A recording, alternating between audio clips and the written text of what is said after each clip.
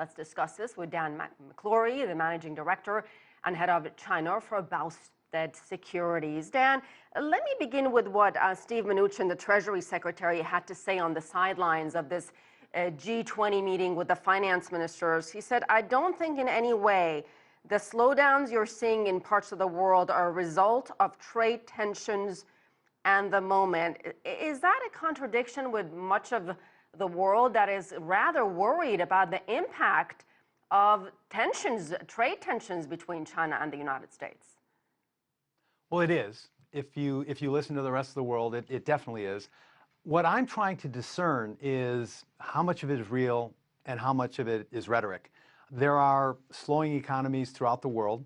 It's very convenient to be able to point to the trade wars between the U.S. and China and the uncertainty that surrounds it to create a rationale for why they're experiencing downdrafts. I'm not so sure that it's directly related myself. I think I would echo Steve Mnuchin's stance.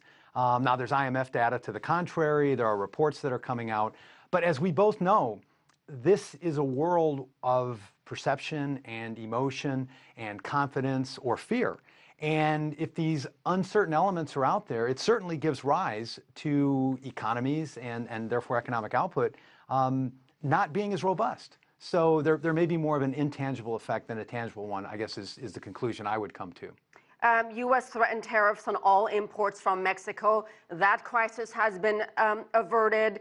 Do you think this administration might try to play even more of a hardball game, if you will, with China, seeing how things turned out with Mexico and seemingly this administration got what they wanted?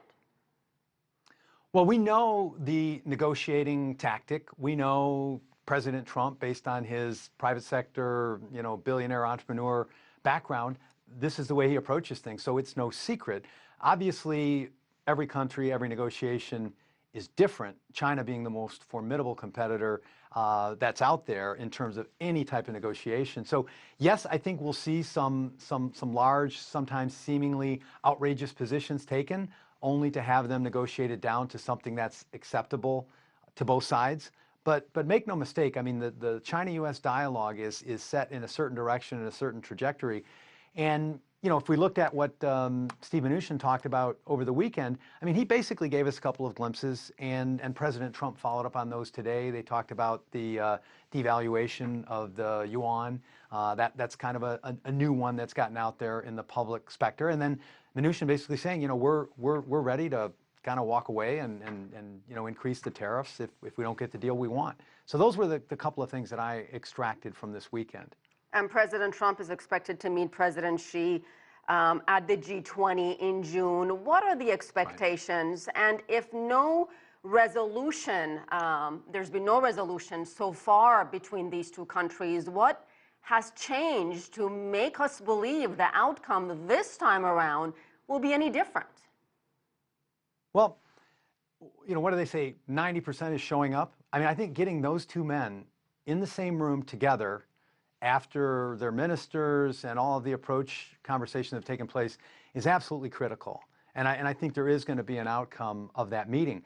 And you don't have to look any further to Trump's pronouncement today, which was so interesting, about President Xi, and it related to the valuation of currencies. And he just paid Mr. Xi a gigantic compliment, saying, Mr. Xi, he decides where that yuan is going to be, and that's what occurs.